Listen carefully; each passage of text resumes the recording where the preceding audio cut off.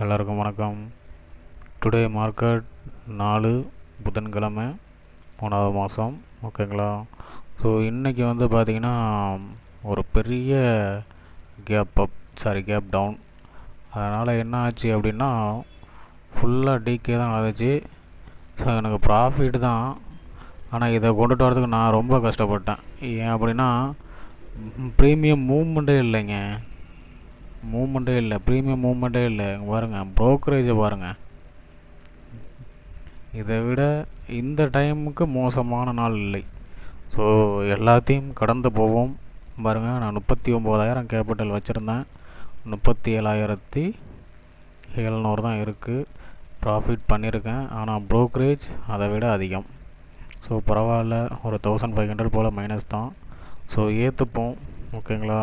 So டெய்லியும் green தான், ஆனாலும் ப்ரோக்கரேஜ் அதிகம் ஆகுது.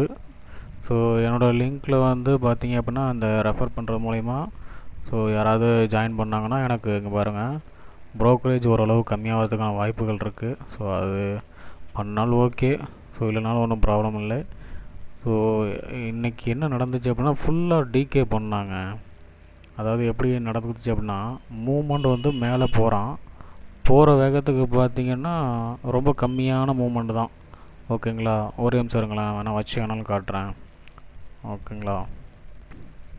ஓகே, பாருங்களேன் என்ன நடந்திருக்கு அப்படின்னு. கிட்டத்தட்ட பார்த்திங்கன்னா எல்லாமே ஒரு 100 பாயிண்ட் 150 பாயிண்ட் தாங்க. பாருங்களேன், 110 பாயிண்ட் டவுன் ஆனது. அதேமாரி இங்கே பாருங்கள், அப் போனது 100 130 150. ஸோ அதே அளவுக்கு கீழேயும் இறங்கியிருக்கான், மேலேயும் போயிருக்கான், கீழேயும் இறங்கியிருக்கான். ஸோ இதில் ஆனால் ப்ரீமியம் மூவ்மெண்ட் எவ்வளோ இருக்குன்னு நினைக்கிறீங்க? 5 பாயிண்ட் 10 பாயிண்ட் இல்லை 20 பாயிண்ட், அவ்வளோதான். ரொம்ப கம்மி. ஓகேங்களா? ஸோ இதில் என்னோடய ஸ்ட்ராட்டஜியில் நான் எவ்வளவோ ட்ரை பண்ணி பார்த்தேன்.